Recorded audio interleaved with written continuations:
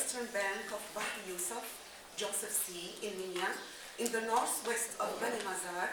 Bahnasa is one of the most important and well-known cities in Egypt through the different periods. In fact, the early history of Bahnasa is obscure. The river and the desert form the western and the eastern boundaries of the Oxyrhynchus nome. The name of Bahnasa was mentioned in the Skal Copt Arab, in the Chronicles of John of Nikiu, and in several other Coptic texts, Arabic translations and sources, which made from it one of the prosperous and biggest cities during the Byzantine period.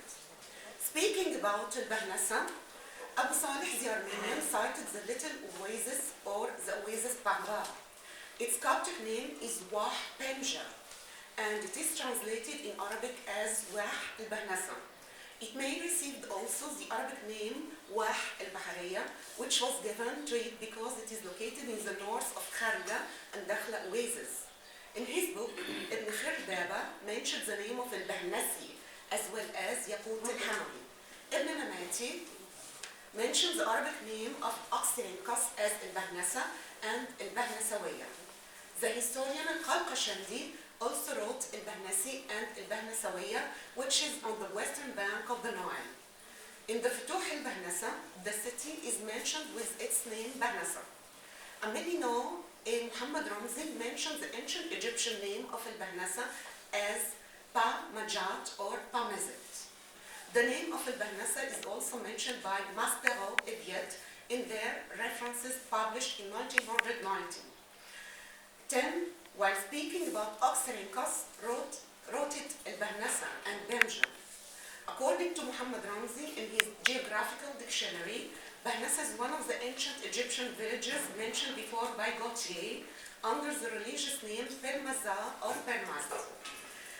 Muhammad Ramzi added that Bahnasa was mentioned also as al-Bahnasa al-Gharbiya, the western Oxyrhynchus, because it is located in the western bank of the Nile in front of Sanfa, called by the natives al-Bahnasa al-Sharqiyya, eastern Oxyrhynchus. When Muhammad Pasha al-Nashangi was called to be the prefectus of Egypt for the first time, he ordered to move the prefectus Diwan from al-Bahnasa to al-Fash, to be near the main road between Cairo and Upper Egypt. Many Arab sources in which Bahnasa is mentioned are describing it in general at the books of different historians such as Ibn al-Hamazani, Ibn Qudama, al-Yaqubi, al-Qudai, who mentioned al-Bahnasa simply as one of the cities of Egypt, and Ibn Hawqal, who described it as a town in Upper Egypt. Al-Muqaddisi wrote also about the luxury linen textiles produced in Oxyrhynchus, as well as al-Idrisi, who mentioned that Bahnasa was a big city inhabited with a big number of natives. It seems that the fabrics produced in Bahnasa shocked several historians and authors like Ibn Mamati. For Ibn Jahan, this town is the absolute silent except for its name. Some travelers who came to Egypt, like Abdul Latif al-Baghdadi and Ibn Battuta, described Bahnasa as a big city surrounded by several gardens. Khalil al-Zahiri wrote also about Bahnasa as a big city. But what about Christianity in Oxyrhynchus? In Arabic sources, Bahnasa is mentioned to be flourished by its ancient Egyptian temples, its Coptic monasteries and churches. John of Nikiu mentions the name of the city while speaking about the Arab conquest of Egypt. Abu Salih the Armenian wrote the meaning of the name of Bahnasa, which is marriage or place of marriage. He mentions that this town was built for the maidens who were the virgin daughters of the kings, or those who were married with the sons of the kings originated from this place. The place in which Joseph the Truthful worshipped was near Bahnasa.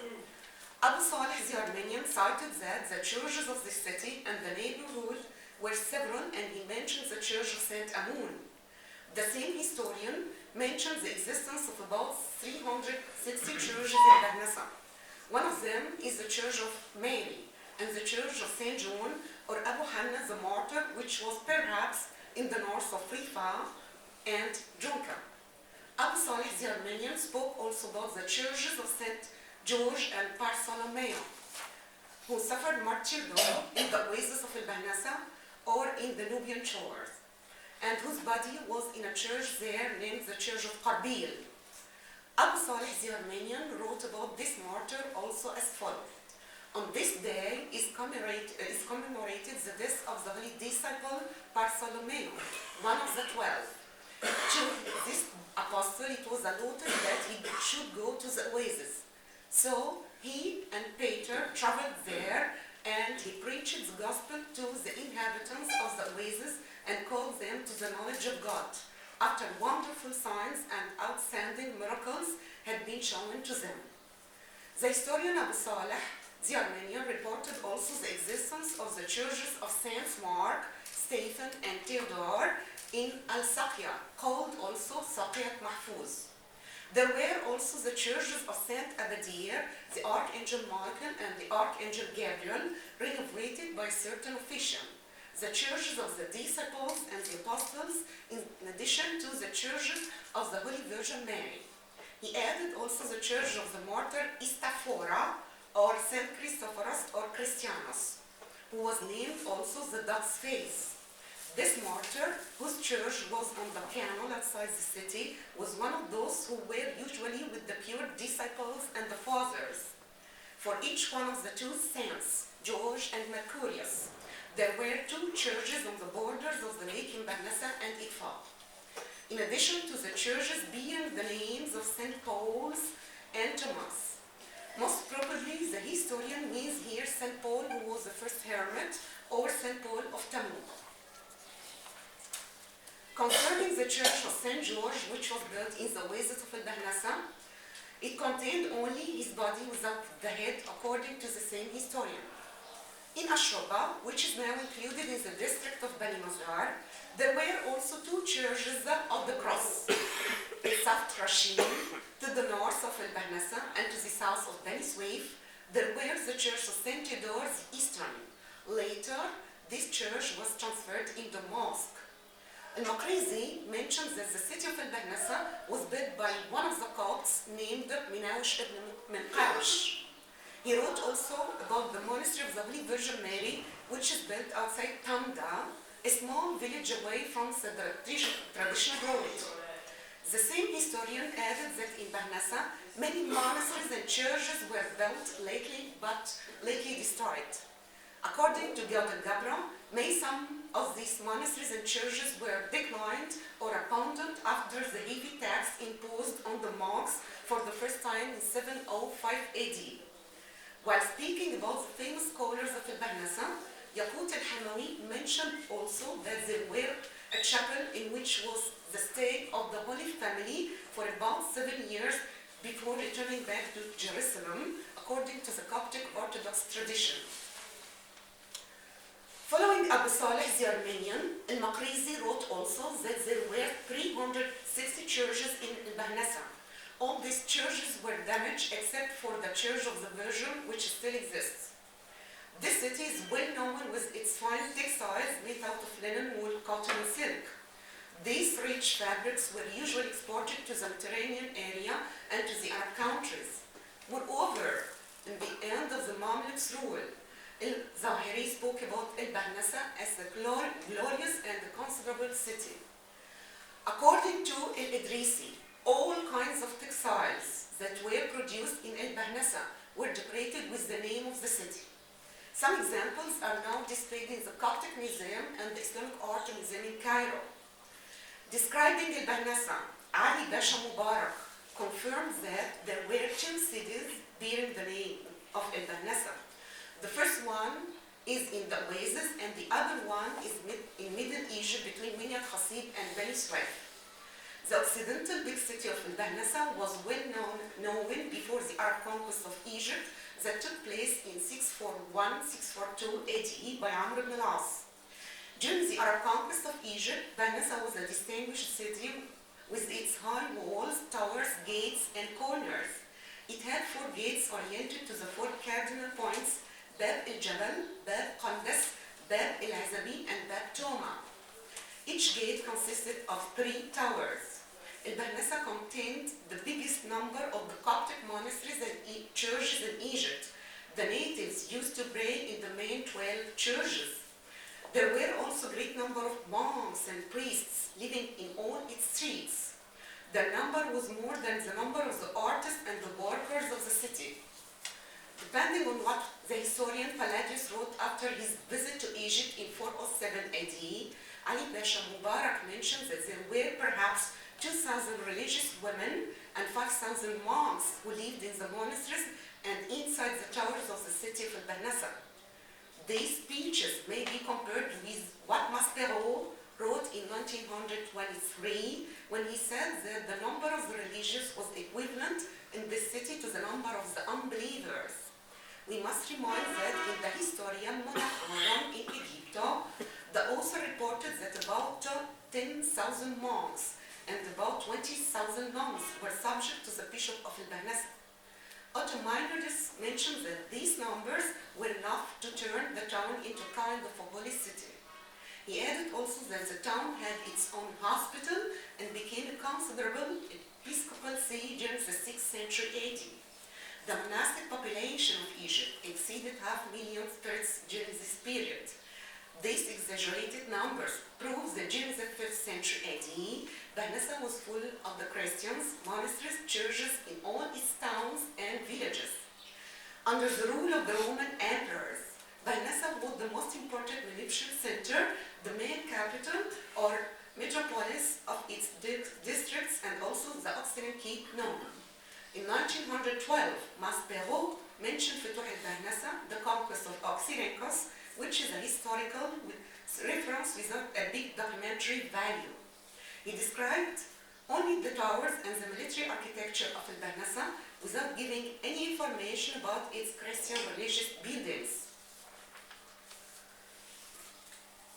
Lately, in Bahnasa, the famous scholars Grenfell, Hunt, and their successor have discovered the biggest collection of papyrus and the important work conserved today in the Queen's College. The scholars discovered a lot of Greek, Hebrew, Syriac, and Coptic texts dating from the time of Augustus until the 8th century AD. Among it were the two versions of the sayings of Jesus, the Hellenica Oxyrhynchus, and the Vita of Euripides written by Satyrus, and a little found in Latin. Later, many recent scholars wrote also about Bahnasa, which reached an international fame because of its long and important Christian history, monument, and papyri. Since 1890, we started to see remains of the granite columns, fragments of capitals, and other stonework as well as pottery objects. In conclusion, Bahnasa was placed by the visit of the Holy Family according to the Coptic Orthodox tradition immediately after the introduction of Christianity in Bahnasa. According to several Arabic sources, the number of the Christians increased in this town. The Arab historians affirmed that during the medieval times, Bahnasa was a prosperous city and it was known by its rich Christian tradition. It was also the birthplace of many saints and martyrs. Several ancient temples of Bahnasa were transferred into monasteries and churches. Other monasteries and churches were built everywhere in the city. Later, the Islamic buildings were constructed there. In Bahnasa were also the largest amount of the written documentation and the archaeological finds of the Greek papyri discovered in the 19th and the 20th century AD. Through the long periods, the entire city was covered with the sand, and today the aspect of Bahnasa has totally changed and evaluated, although all what was written about it by the different Arab historians and travelers. Thank you very much.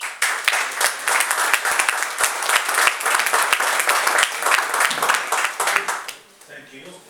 And any questions, please? Yes, please. First, thank you very much for this very informative presentation.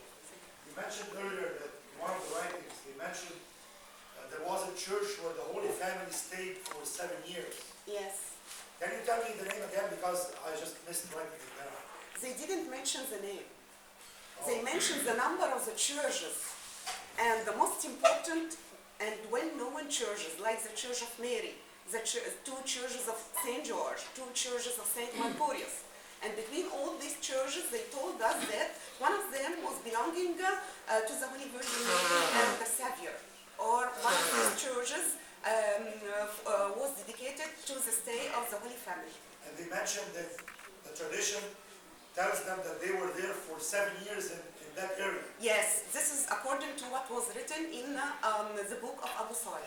Dr. Sherin, maybe it is Deir Jarnus or Deir Sangoreya, because in between Bani Mazar and Maghaga, and maybe one of both sides. I don't think so because I visited the monastery of Janus 3 years ago, and I find only a church for the Holy Virgin Mary. And in any Coptic church in Egypt, it's a tradition. You will hear that here was the well from which Jesus And drank. the Sangoreya and the Ishnin and Nasara and yes. According and this to, side. if we read the history of the Holy Family, in any church, in any monastery, the Holy Family stayed here. Yes. But we don't have a scientific proof. Well, we have a good tradition, good records, and also some records from the 4th century Greek. In Ashmonain, for example, Bishop Demetrius has all this. So we have, but the other fact that we don't have anything against the claims. This is also important issue. You don't have anything against the claim of any village saying that the Holy Family was there. You can't say why not. No. So we enjoy the Holy Family. Once they asked me in the Wafd newspaper about Telebasta. There was a quarrel, between Ali Omar and Ali and Medina at the time. So they asked me what is it about. They said that the well is not clean, and they quarreled the professors there, 2 professors, about the well of the Holy Family in Telebasta. I said, please clean the water, make some beautiful kiosks with statues of the Virgin Mary, and let people enjoy and come to be healed and so on. This is all important. So, Dr. Yohanan, see. Yeah, I would like just to mention that we should be a little bit careful with Abu Saleh because it's a compilation of several traditions. And the article of Ugo Zanetti published in Bulletin Société d'Archéologique. Which volume? Father Zanetti, Ugo Zanetti. He mentioned how it's too complicated to deal with Abu Saleh al-Armani. On the other hand, the staying of Jesus outside Jerusalem is limited by 2 historical facts. The first one is the star that appear, which is an astronomical fact, and the second one is the death of Herod. So the length, the time between these, the lapse of time, is about 3 years or 3.5. So I'm amazed at how it became 7 years in one of the tradition, and this it's once more it proves that when we use Abu Saleh, we should be very, very careful because it's a compilation of several authors by several manuscripts of several, and we should dissociate from where he took this or from where he took that, and we should just Thank you, Dr. Yohanna. I know all this, but I mentioned what was written in the historian sources. I knew well that the duration of the stay of the Holy Family in Egypt was for about 3 years and 11 months, according to what was published by Jesus Schenker. So thank you. Any more questions? So thank you very much. We have,